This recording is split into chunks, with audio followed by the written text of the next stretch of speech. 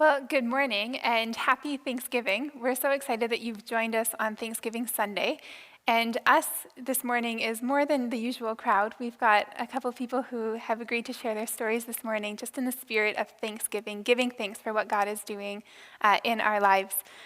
Lynette and her family attend the Welland location and have for a couple of years now. Emily is here at our Glenridge location, and the Portinga family have been involved in Vineland for about a year and a half now. I don't know about you, but Thanksgiving is actually one of my favorite holidays. It has a lot of the same, lots of time with family and great meals and all of that Christmas has and Easter has, but for some reason, Thanksgiving tends to be the season for me that doesn't get caught up in the hustle and bustle of other holidays and just is a chance to intentionally slow down, surround ourselves with all of the good things that we have been blessed with in our lives, and just to really spend time giving thanks for that. And that's exactly what we want to do this morning.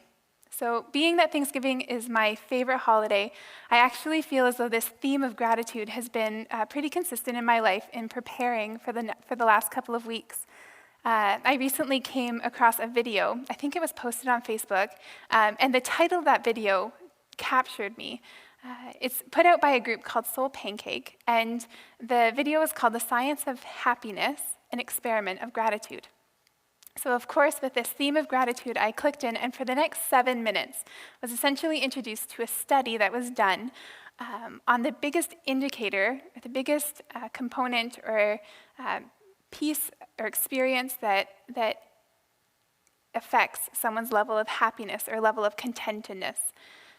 So the participants of this study were actually asked to choose the one person in their life who had been the most significant, who they were most grateful for, and to write a letter to them. And afterwards were asked to call the person who they had written the letter to and read it out to them to express that gratitude.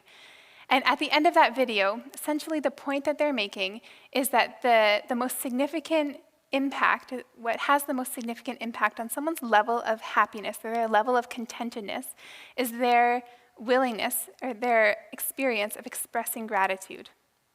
I know for myself in my own life that has absolutely been true. That when we put ourselves out there for the benefit of someone else, we actually experience the reciprocal benefit of blessing in our own lives. That reciprocal kind of relationship is what we want to celebrate this morning, recognizing that we are a community that is full of people who are experiencing the reciprocal benefits of what God has done in our lives as we've chosen to step out, put ourselves out there for the benefit of others, and serve. So each of the people who have joined us this morning here on stage are involved in our local anchor causes and have agreed to share a little bit of their story in how they have experienced these reciprocal blessings that God has done in us. So we're going to actually start with Lynette here. Lynette is one of our original volunteers, one of the original founding volunteers of Rose City Kids. Can you explain a little bit about what you're doing these days around there? So I've been involved for the last 5 or 6 years. I can't remember when it started anymore. So currently I'm part of the Saturday program. I'm on the buses. I'm in the program. I have been doing house visits since we started, and I am the tutoring program coordinator, so I run that program on Wednesday nights. Wow. Yeah. Wow. And I mean, I think the most recent numbers I have heard is that Rose City Kids has about 600. That's the word on the street. Okay. Rose City Kids is a program that runs bi-weekly for kids primarily in Welland, and close to 600 kids participate. It's amazing. Lynette, you have a young family. We recently talked about a new job that you have outside of the home. You've just got a lot on the go. What kind of, in spite of all of that busyness, what keeps you so connected to Rose City Kids? When we started volunteering and we started Rose City Kids, it was just myself and my husband, and we felt like we had the time. We were both working full-time, but we had nothing else on the go, so it wasn't a big commitment for us every other Saturday and then to do house visits to do this thing called Rose City Kids. And then when our daughter came into the picture, we had thought, well, maybe we'll take some time off, we'll take a break, we'll take a step back, and that never happened. We couldn't quite let it go. We couldn't quite let a Saturday go by and not be there. We couldn't handle it. And then by the time our son came along, we didn't even question it. And when I met with you and I was reflecting on this, I feel like the only way to describe the reason why we're still doing this is through a story. So because of my new job, I can't always be there on a Saturday anymore. And so the very first program of the season, I wasn't there. And so I'm at work, and my head is not at work. My heart is not at work. My heart is with Rose City Kids, wondering how the program is going. We got a new program director. So there's a lot of things that were in the air and that we were unsure about. And so at 3:15, my shift ended, and I booked it to Welland because I thought the program ends at 3:30. The least I can do is take the bus home with these kids, because the bus is the time where you get to hang out with them and have, chit-chats with them and talk about their day. And I'm really lucky there was no cops because I was flying. And I got there just as my bus was lining up, and I walked up to my bus and I'm like, hey guys, and I just got a rush of all of these kids giving me hugs and asking where I was and telling me that they missed me. And at that moment, my heart was so full that it's one of those things that I can't imagine not having these kids in my life. I can't imagine not seeing their smiles or not having their hugs. I can't do it. I can't do it. I need them. It sounds so they need you as well. You would have grown up in the church, grown up doing different kind of levels of involvement. What's changed? What's different about the way that you see service now that you've been involved in Rose City Kids? I was thinking about this, and to be Jesus' hands and to be Jesus' feet is not something new to me. We're always learning about how we can serve others, and I think it's pretty common to hear that, if you're going to give of your time and if you're going to give of your energy and your resources, that you're going to be blessed. And I always thought of that as, God's going to make sure we have financial stability. He's going to give us health. He's going to give us happiness. Like, all of those things are going to fall into place. But what really happened was when we started with Rose City Kids is we started being blessed with the relationships that we were building with these kids. And so then you want to give more and more and more because you're getting so much in return, but it's not what I expected. And so I feel like my faith has changed in that I'm getting more from Jesus than I ever thought I would get, but it's so far from where I thought I was going to be. I didn't expect to be so blessed with the relationships that I was building with these children. I didn't expect them to be a blessing to me. I expected that since I'm being Jesus' hands and feet, that I'm going to be a blessing to them, but it's totally the other way around, completely. Yeah. So I feel like that's kind of the difference now is he's blessed me richly, but so differently than you kind of imagine in your head. Yeah, absolutely. Well, I know at the times that I've been at the Rose City Kids program, I feel like one consistent theme in communicating to the kids is wanting to make sure that they know that they are loved by a God. Yes. What would you say you've learned that's new about God, or what's fresh about what you've learned about God that way? I feel like I've learned that every little thing we do for Christ doesn't go unnoticed. And I feel like you always hear that God uses little things in big ways, but just seeing how true that is something that I think is completely new. You can think that you're not making a difference and that this child that's being extra difficult or that you're having a really hard time getting through, when you see the breakthrough, it's like, but I didn't think I was doing enough. And our not enough is enough to Christ.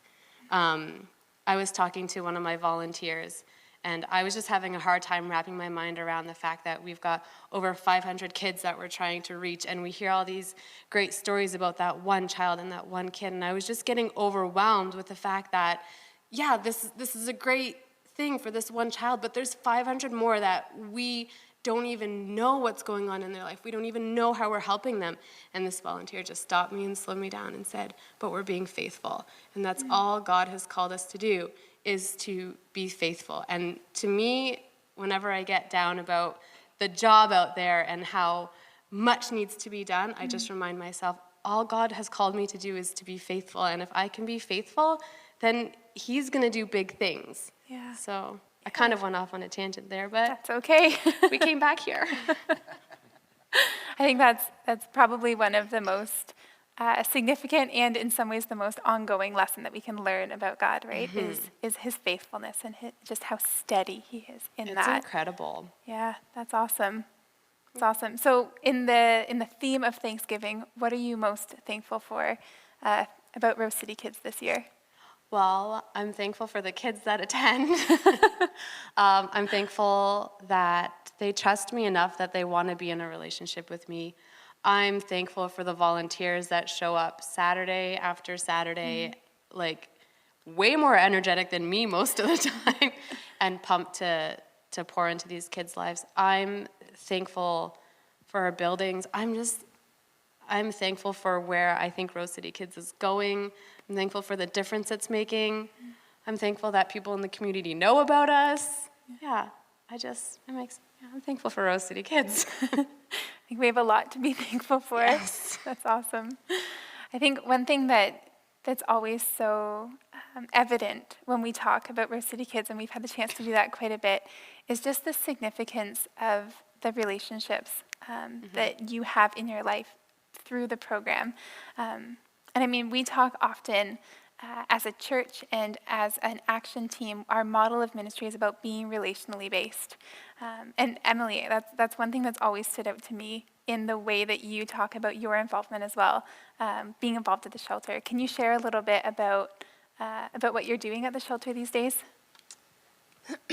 Well, what I'm doing changes with the community. So when it started, the arts group, we started on a Wednesday night, and we just asked for a space to let people talk about what they're good at, what they're passionate about, and right away you get to know people.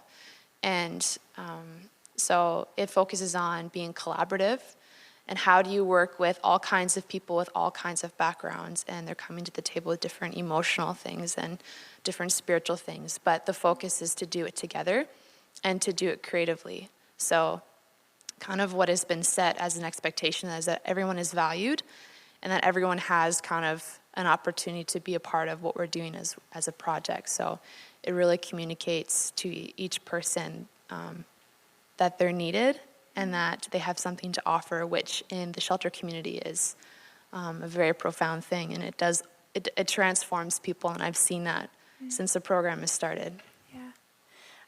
One thing that always stands out, I feel like when we get the chance to connect about the arts program, you're often talking about this new lesson that God is kind of showing you through the program. And when we were talking recently, you were talking about this lesson around community. Can you share that experience from group? Yeah, so I think it was a couple months ago, or maybe it was further. We've done a lot of projects. We actually had a photo that we enlarged, and we broke it up into, I think it was 9 or 10 pieces, and then we scrambled them, and we had all of the people that came out to the arts group that night just select a piece that for whatever reason they liked, but they had no kind of idea as to what the image was. And so then we had everyone sit kind of in their separate space. We put some cool music on just so that they could focus on what they were doing. And we had them replicate the piece as best as they could onto another piece of paper that was exactly the same size in any medium that they wanted. So if they wanted to use pencil crayons, or if they wanted to cut and paste, or if they wanted to write words over and over and over again, and closer together so you had gradients and all that kind of thing. We just let them do that. And then it was really cool because, we're doing something really simple, but I would walk around and sit with individuals, and one in particular, I could hear that they were just frustrated, and a lot of what I come against is people think that they're not an artist, so they're like, I can't do it, and they shut down. And God just kind of gives me boldness to say, that's not true. Let's work on this. Let's focus on what is good in this, And they're like, I just can't do it. And it looks ridiculous, and I can't really draw. And I'm like, you need to trust the piece that you were given. And as I'm talking with this person and kind of encouraging them to kind of finish their piece and do their best, I'm like, this is what, God has given each of us a piece, a perspective, a part in a bigger picture. I was like, as it's happening, it's like, this means so much. This is paralleling something so much bigger. And I saw myself in this individual, and those moments when I'm discouraged about my peace. And it was amazing because at the end of it, as a leader, like, I didn't really know if it was going to work. Like, we thought the concept, that, that makes sense. It's like a puzzle, just put it back together, right? But not everyone is as skilled maybe as others. So, and they were all different colors and different mediums, and we put it together and we put on the wall, and everyone stood back and was like, wow, that's beautiful. And I was so mesmerized by how people felt like it wasn't like my success. It was God facilitating through me something that we did together in real time. And as a leader, just, teaching me to be vulnerable and just to depend on God to lead through me has been probably the biggest thing that I've learned from that specific experience and kind of throughout the whole program. Yeah. And I think that's the piece that actually became part of our Easter service. It became a picture of Jesus on the cross. Just what a powerful image. I think that's just such an awesome lesson for the community. When you think about what specifically God has been teaching you through your involvement, through your service, how would you describe that?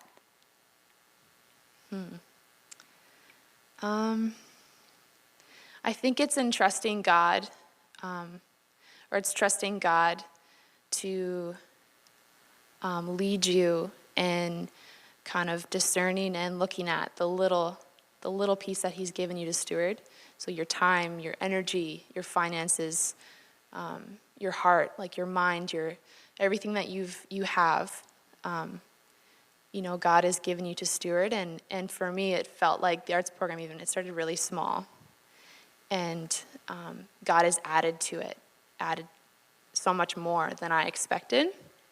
And I think really, what I'm even studying in school is very much about like learning how to take care of people and learning even like biologically how to take care of people and, medicine and all these kinds of things. But really, I feel like I've been taken care of by the community and just being in a relationship with them. And that's really all that really matters is relationship. And so not to complicate things and try and take care of them. And, it's really just about honoring God and honoring relationship with others. And everything else comes from that. So when I complicate things or when I get stressed out or when I am discouraged, it's because I've made it too complicated. And when I boil it down to just relationship and trust God that is like the ultimate goal for what I'm doing, there's so much that comes from that. Mm-hmm. So much peace and so much direction and so much stability. And I just feel like God is steadying me that way in all aspects of my life, but has taught me through serving that way. That's awesome. So this Thanksgiving Sunday, what are you, just even personally, what you've either learned through the group or just what God is doing in your life, what are you most thankful for? I'm just really thankful that God has given me an opportunity to see into people's hearts in a way that happens, like you just get a glimpse and you're like, did that just happen? Did they just say that? Like, that is so profound. And I was here across the table listening to them, and they've come from such, sometimes a long road of hardship and broken relationship. And then God has allowed me to sit at the table with these people and they have opened up to me and said, but here I feel at peace. And I was like, they're associating me and God in this space that God has taken like a couple years, to develop and say that this is a safe, peaceful space for someone who has experienced so much hardship. Like, that is such a gift, and I get to see that on a daily basis. So when I get discouraged and say like, we're finger painting, why would a grown man want to finger paint? And I'm feeling insecure because the world will look at it and say like, well, it's childish. And then someone will say, but this is perfect, what I'm doing right now from what I've come from. And I'm like, oh, there you go. That's my measurement of success is not of the world, it's of God. And then nothing can really take away from that. So it's great. Thank you so much. I think it's interesting. Even just, I feel like in both of your stories so far, and Emily, a lot of what you experience in the group is people coming in with a certain set of expectations and then allowing those expectations to be exceeded. Often what God has planned is even beyond what we can plan for ourselves, right? I know even for your family, maybe what you expected, your involvement with our Anchor Cause in Vineland, what you expected your summer to look like has maybe been a little bit different. I know you had a busy summer. Can you tell me a little bit more about what you were doing this summer? We're from the Vineland location, and Tim Arnold had put out there about being more involved with the migrant workers in our area.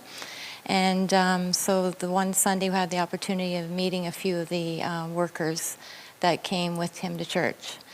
And we spoke with them, introduced ourselves, and that night they were having a cricket match for the migrant workers in Niagara-on-the-Lake. And these guys wanted to go but didn't have a ride. So Tim had said, if you guys are available, would you be willing to drive them? Mm-hmm. So we said, yeah, sure. So we went to Niagara-on-the-Lake with them, and there's all kinds of other farms there, and they had food and games, and yeah, so from that point on, it's just kind of been, we were waiting actually a farm on Culp Road that we are going to become friends with. And they were coming in later, and not for a few more weeks yet. So Tim said, hey, this farm doesn't have anyone there, right? If you're interested, you know, no pressure, but if you'd like to. So we said, yeah, you know what, let's go for it. Yeah. And yeah, so that's where it all began. Yeah. And the way that I understand it, that actually has become just a series of very significant relationships for you guys, which is just so awesome. I mean, you're up here as a family. What has this experience meant for you as a family? Well, first of all, when we first went into it, we thought we almost were rehearsing, kind of like the feeling we had when we came tonight. You feel like you have to ask okay, what are we going to do? We're going to ask them how work was, and we're going to talk about the weather, and it became apparent pretty quickly that these guys were great guys, and it didn't take too long that we were friends, that we didn't need to rehearse, that we could just be ourselves, because they were going to be themselves, and you know, they're like brothers to us, and it's not a charity. That's what it kind of felt like when we're going into it. It felt a little bit like it was going to be a charity, but they've done so much for us, and you know, we do things that true friends do. You know, example, like Curtis made dinner for us, and because I brag about how much I like hot chicken wings and all that, he tried to knock me over with some hot sauce that he made, and Miguel drives the farm truck down Victoria Avenue, and every time I see him, I drive on his side of the road and play chicken with him. You know, just fun things that we do. Bobby's taught me how to play the game of cricket, the rules, awesome. that type of thing. Laugh together, cry together. Yeah. Hey, Scott? Yeah. And for me personally, like when my parents would first ask me to actually see if I wanted to go with them to the farm, it'd be like, okay, I guess I can take time in my schedule, go and visit them. And so it was more like a chore at the beginning, because you haven't made any connections with them yet. But then after a while, it was like, they asked me, and it's like, yeah, I want to go, for sure. And so like, we just do a bunch of stuff together, like we'll play games together. They, Amigo and Bobby, a bunch of them actually come over and shop with me online. We find all the deals, save a lot of money, so I always enjoy myself with them, and they're like brothers to me. I don't have to try to have fun with them. Like, it just happens naturally. So it's a good time. Awesome. It's a good time. I know that when we've chatted, you've talked about how some actually come to church with you. This has actually kind of gone outside of just having someone over or visiting at their home and having dinner together, but it's become part of your church experience as well. How would you say this has changed even the way that you view the church? Yeah, like Southridge has been great for us. I was raised in a community, a church that it was always a sheltered type of life. Outreach to community wasn't always something that was done, and you know, God was working hard by having us to meet them. It was just it's an awesome experience to get to know these guys. And, you know, they're sincere, and like them coming to church with us, like of Bobby, for instance, he always ends every sentence with "Please God." You know, you guys coming to see us next week? Please God. You know, and it's just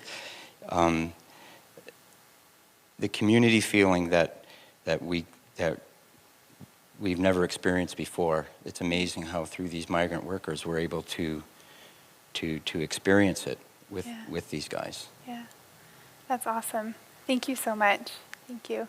I know that this can be a little bit of a daunting experience, and so I just want to take a moment and say thank you to all of you for even having the courage to share your story and allow the work that God is doing in you individually, personally, as a family, and through you in our community, and to share those stories, to allow them to be something that encourages and inspires our church family. I just really appreciate that.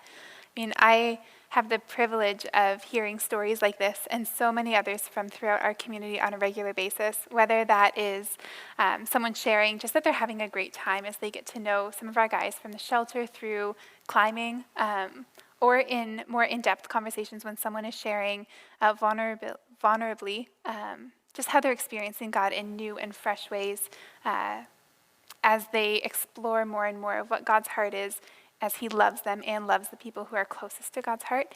And I mean, the theme in all of those is recognizing that there is so much that happens in us as we choose to allow our lives to be blessings to others.